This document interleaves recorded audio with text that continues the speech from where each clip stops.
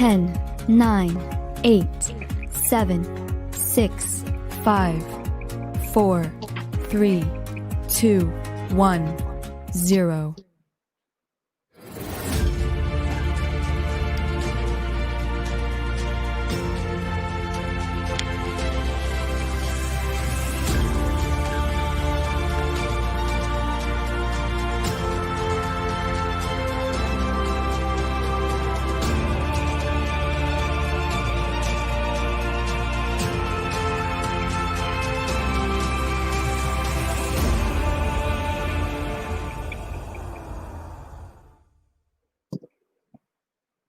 Hello everyone.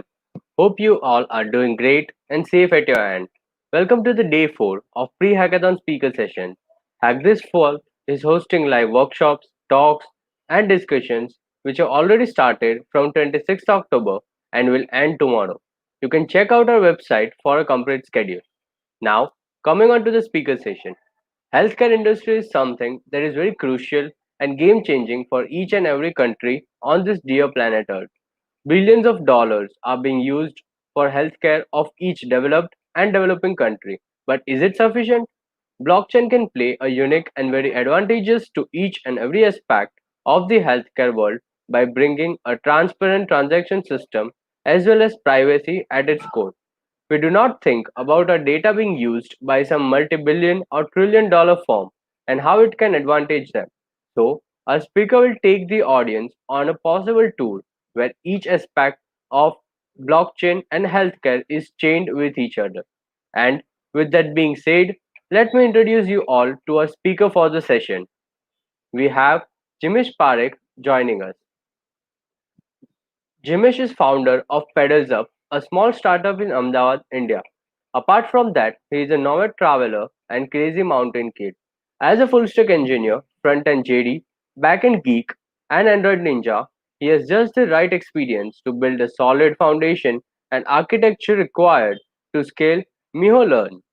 With over 5 years of experience in product development and management, he has problem solving at the core of his professional career, which enables him to make the right decision for the product to be robust and flexible. We welcome you, Jimish, and look forward to your talk. The virtual stage is all yours.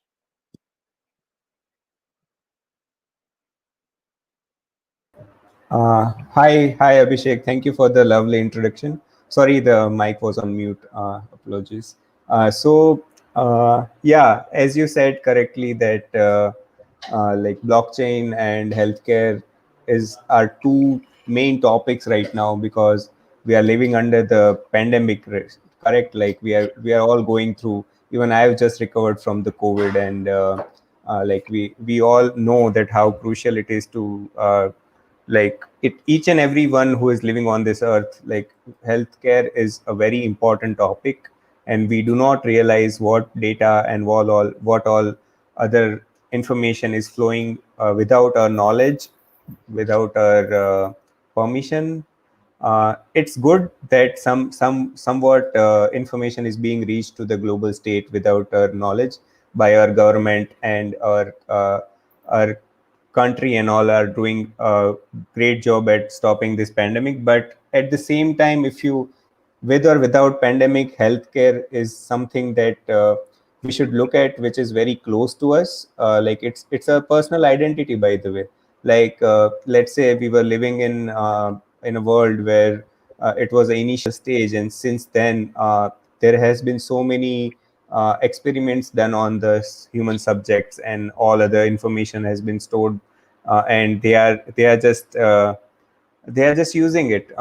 Nobody is questioning anyone about the data flows, about the information, about the money they are earning from it. So I'm going to talk about the blockchain rising in the world of healthcare. So I hope you all are seeing my screen and my presentation. So going ahead, like what all I'll cover in this session. So first of all, I want all of you to know what really blockchain technology is.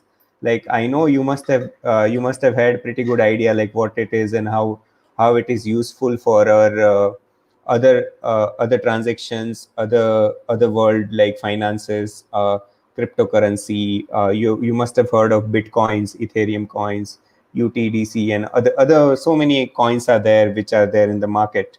But how well do you know the technology from the core? Then I'll go about the smart contracts. After that, I want to tell you guys a little bit about the blockchain frameworks 1.0, 2.0, 3.0. Then we jump into our main topic, which is healthcare. So healthcare has been always a crucial topic when we talk about healthcare. It's always different from each country. Like in states, they have all the insurance plan and everything. In India, where I live, we have different insurance agency taking care of your medical bills. Even if you're rich, you can pay the desk directly. Other than that, so many government plans and schemes are there who can help you get the like cheap healthcare plan for yourself as well as your family. Now, after that, we'll talk about how blockchain can help the healthcare system, how it can technologically improve it. Basically, that we'll talk about what blockchain will do to ensure that these aspects are being covered which are not being covered right now. uh, this is another very good terminology, which is patient centered interoperability. I'll talk to you about it in a very detailed manner. And then there are always disadvantages of using any type of technology. So we'll talk about the other side of the coin, which is there right now. We need to solve it basically. So going ahead, like what is blockchain? This is like since I've joined the computer engineering college, like our concept should be clear from the day one. So I just want, like, I've divided the definition into stronger words. So basically, it's distributed. So it's not like centrally authorized by anyone. So it's distributed. Like it can be distributed to peer-to-peer computer networks. It can be distributed to servers, different things. Uh, it is a public ledger. Now, I know you know the word ledger. What it used to do in earlier days is ledger used to keep track of each and every transaction which has happened. If you're owning a business, if you're doing something, if you're having some properties, if you are earning something out of it.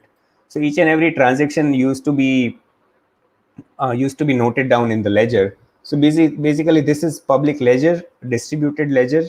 Just a minute.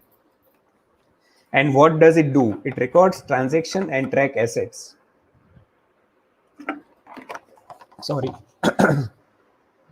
So basically, each and every transaction which are being made on your assets or your property, those are going on to the public ledger, and that ledger is distributed among the blockchain network. So this is the digital form of blockchain, and immutability is guaranteed by the peer-to-peer network of computers.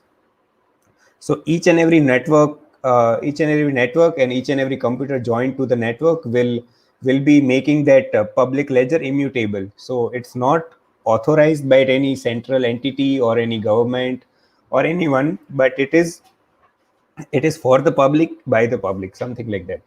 So this is the basic concept and definition of blockchain, which I wanted to impart on. So moving ahead, I've talked about the tracking of the assets and tracking the transactions of these assets. So assets can be tangible, assets can be intangible. So by talking about the tangible, like uh, we can have properties, we can have cash. Those assets can be tracked by the blockchain. Intangible can be the patents, copyrights, your own invention. All those things can be intangible, which cannot be touched, but which can be recorded. So everything tangible and everything intangible can be tracked by the blockchain. Basically, it's basically going to the peer-to-peer network. and we can track the transaction. Let's say I have got my salary this month, so that will be a transaction made, and I'm spending those salary into paying some home loans, paying some EMIs of my credit cards. So those transactions keep on adding to the public ledger. So like starting from the day one when I earn something in cash and ending at the retirement age, I have the whole ledger with me, which tells me that I have earned that much, I have spent that much. So it is a series of block. If you think about it, each and every transaction gets stored into blockchain, or related information can be stored and real data can be stored off the blockchain, that I'll talk about it. But this is the actual things that are being stored on the blockchain right now. So moving ahead, we have like, so you always hear about this blockchain, right? So many blocks convert a chain, and it is considered as a very strong technology. So what does happen actually? Like, how does it? How, what are those blocks made of? So basically, each and every block are assigned like their own digital fingerprint, or you can say unique identifier. That can be a string which is unique across the blockchain, and it is always timestamped like with recent transaction. So let's say if I'm making some transaction at 4:38 right now, then that transaction will be recorded in blockchain with some unique identifier, and it will be timestamped also. So each continuous block will be storing the hash of previous block. So you think about the linked list data type which we used to have. So each and every blocks will be having the information about their previous block. So so that will make the whole chain as a network of blockchain, and each of these block connected in a chronological order. That technology is called the blockchain. I'm sure you must have got the basic idea what the blockchain is now.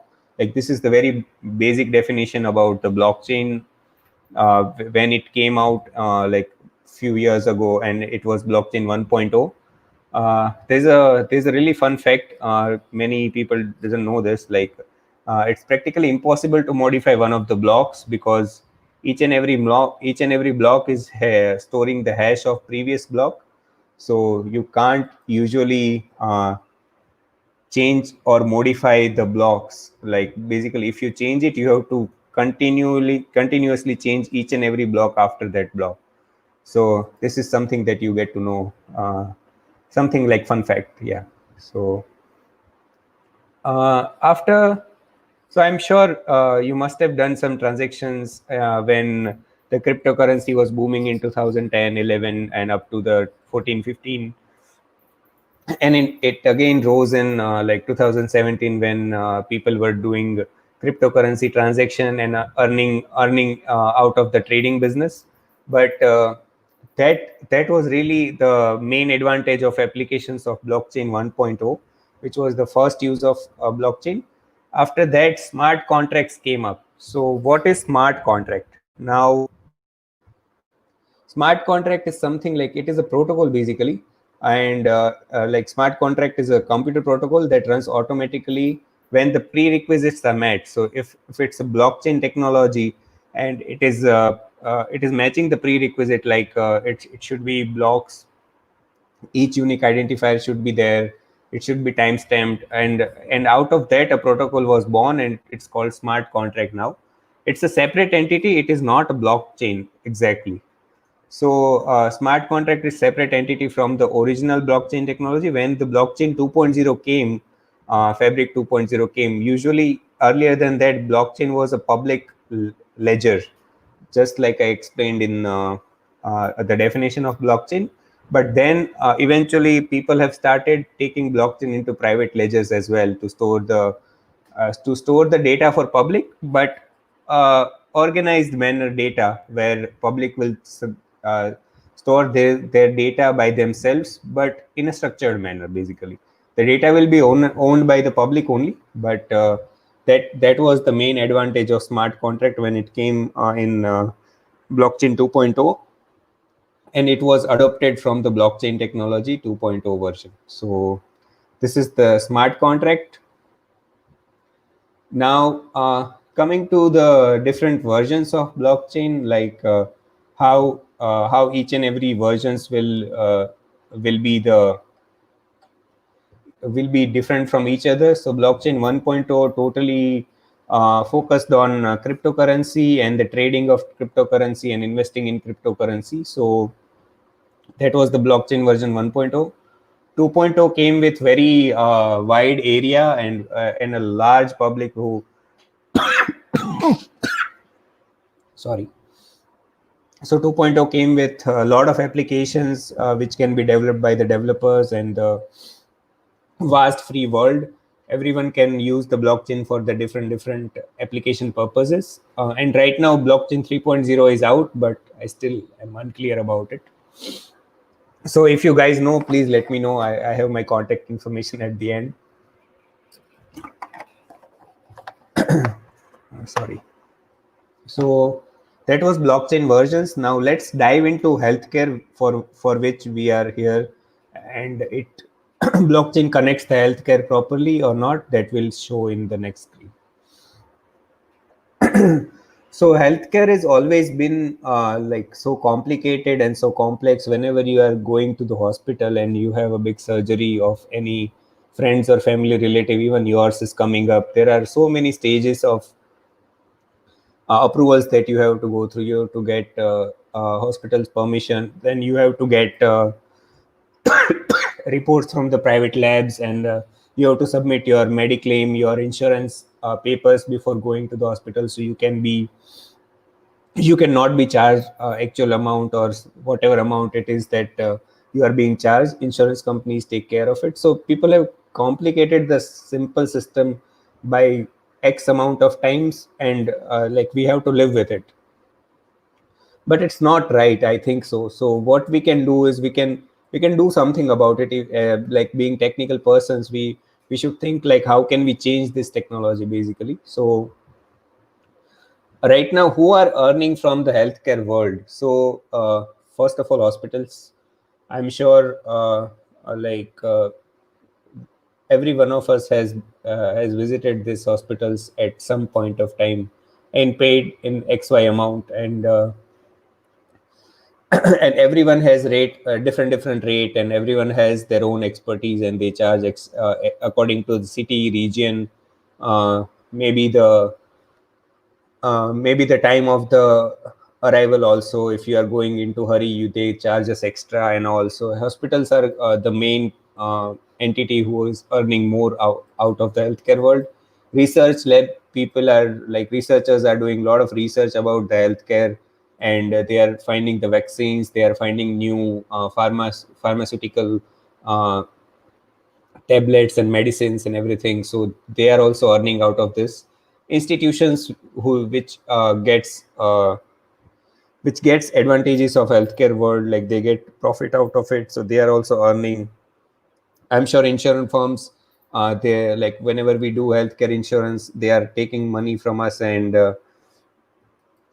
if we get into the like hospital room, they have to pay, otherwise they are just getting richer and richer day by day. And other startups who are playing around the healthcare data, and they also get something out of it from the healthcare world. And if you see across the years that we in the last few decades, healthcare has always been a growing business. It has never been down. And with the COVID in this market, like hospital and healthcare industry has boomed the profits by like rest like n amount of times, and they are just earning out of it. I'm sure they are doing their best, but there are some institutions which are just focused on earning the money. So revenue is always like increasing for the healthcare. Now I want to talk about how blockchain will help the healthcare department. Basically, how can it improve the healthcare medical records, other entities, like how can it normalize the process, how can it automatize the structure of these things, like how people can relate to healthcare, and by introducing some technology which is available to each and every one of us, how can we basically see our future where we don't have to actually pay random amount of money, and we get something out of our medical records basically. So I'll cover three things: how blockchain can help, what does it achieve, and disadvantages. So right now, just as I told, like there are different entities who are earning from the blockchain. Those are called so basically the whole business is institute driven interoperability right now. So once hospital decides that I'm charging this much, then they are the king and we have to pay for them. We need to basically shift it to patient centered interoperability, where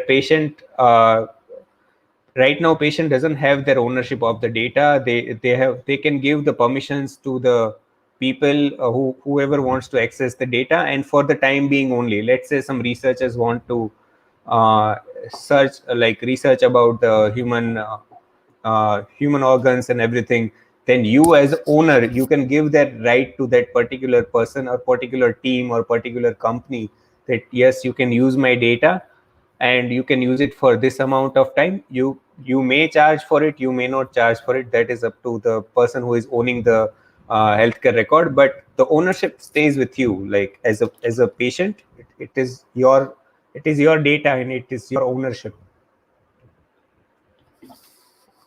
so it stays with you. And right now we need to change the institute driven interoperability, where like many institutes are deciding our healthcare businesses and all. So that can be changed. So what does patient center interoperability means? So first of all, the medical data. So medical data uh, should be processed, operated, and allowed to be utilized by the data subjects. Now, data subjects are us, who are having their own medical records and all. So, patients are the data subjects. Challenges. What all challenges will be there for the patient center interoperability? Since we have not had this field yet, so we'll face many challenges. We'll face the data standard challenges, where one needs to like someone needs to standardize the data of this healthcare. Security and privacy will be the big challenge, because right now different security measures are being imposed by the institutes who are owning the data. But if people themselves are owning the data, how can they secure and privatize their own data? In addition to technology related issues, there are like scalability and speed issues, because right now blockchain transactions take an amount of seconds, not milliseconds. So that we need to solve it and come up with a better solution. Scalability will be the issue, because it goes with the speed only. And other thing are like incentives and governance. How how can we incentivize it, and who will govern those data basically? So if it is a public ledger, there is no boundary, right? It's a free world. So there will be any government, like there will be any governance over the data or not? That will be the most challenging fact of this patient centered interoperability. Other thing is like main key concept is like blockchain technology can recover the data subjects rights. So it can recover our rights, like we own this data. This technology has the power to do it. Moving ahead, so blockchain is making this transition. So it is taking the institute driven interoperability and it is converting it to patient centered. So this transition is very important, and blockchain is going to give us help for that. Moving ahead, what all improvisations can be done by the blockchain? So medical record management. So let's say medical records are getting stored in physical or online format right now, as per the institutes. So we can, if we can standardize the data, blockchain can store the medical records of a person starts from their birth to the death. Insurance claim process can be digitized by the blockchain, Right now many cities have those offline forms to be filled, and patients need to be they have to go through so many processes and forms to just get their insurance claim. So that can be digitized, accelerated the clinical and biomedical research. Right now, the researchers have the data which has been given by their institutes or research labs. But if we have implemented the blockchain patient owners can basically they can accelerate the research. Basically, just give the access to the data. They can start the research, and once the research is done, they can revoke their access. That is all. Advanced biomedical and healthcare data ledgers, like, we don't give importance to this biomedical field, but they are the one who is the backbone of the healthcare industry. They are the producers of those machines and every equipment which are there for the hospitals and other institutes. So they can also use this data ledgers to, like, properly make and produce the machines for it. Coming to the blockchain part of it, what will it do? So basically, it will ensure the rights, like, we are owning the rights. So according to Europe's GDPR policy, will be the private owner of the data which is being owned by our like ourselves. Size and sensitivity of the medical data. Now this is the very big discussion. Like, it can take hours, because medical records are very bulky and it stores a lot of information. So we can't store each and every data on the blockchain, but what we can do is we can basically store the hash or tag of the data, which will go on the blockchain, and the reference of the off blockchain data, which is stored at some relational or non-relational database, can be stored here. And, like, there should be a governance which decides what to store on blockchain and what to store on off blockchain, because sometimes it's public ledger, so everyone can see the data of everyone, so it's not good. Going ahead, these are the advantages that you get out of blockchain in healthcare world. It's decentralized management, immutable audit trail, data provenance, robustness, and improved security and privacy. Now, always there are some disadvantages when some new technology is coming up. So first of all, transparency and confidentiality. If the public blockchain is there, everyone can see everything on the blockchain. So we need to privatize the healthcare world in with some blockchain technology. That solution needs to come up. Speed and scalability, as I've talked about, like, by the study, transaction processing is expected to be only a few hundredth of the conventional way. This third is attack. The threat of attack is 51% attack. So this is also a study which tells us this. So that we need to come up with the solution. So one central or one proper application must be developed, which is out of the blockchain. And in the coming years, I hope someone can come up with this. Like, everyone can think of a way and implement something. This is it, guys. Yeah, so I hope this has been properly I know I've tried to cover a lot of things in 30 minutes, but this is what I wanted to tell you guys about the blockchain's importance in healthcare world. So this is my contact information if you want to get in touch with me. So please feel free to ask any questions if you have in future. Just ping me or email me. I will be available for the answer. Yeah, I hope you have liked the talk. Yeah. Thank you so much, Jimish. This was definitely an insightful talk, and even I learned a lot from this talk. Like, I have never, checked out blockchain, and Yeah. it was definitely good for a beginner like me too. Great. So, uh, I think there isn't any questions in the live No chat. worries. However, Yeah. some hackers might not have been able to join the session live, but as the recording is going to be available for all others, if they will have any questions, they will ask in the Discord channel. That is, we have a special channel named Ask Speaker. So Sure, please sure. do have a look as when you get time. Definitely. Thank you. Thanks a Thank lot, you. Jamish. It was indeed a great session. Thank you so much. So there's one question from my side. Okay. Is there anything you would like to suggest to our hackers that hacked this fall through your experience with hackathons? If you're implementing something on the blockchain, start implementing in Fabric 2.0. It's a great technology. Smart contracts are being write by just few lines of code, and always look out for the proper introduction and the details of the documents, and get in touch with me if you need my help with the blockchain and everything. Yeah. So, yeah. Thank you so much. We have a question in the live chat from Naived Shah. So he's asking what type of hashing is used in blockchain.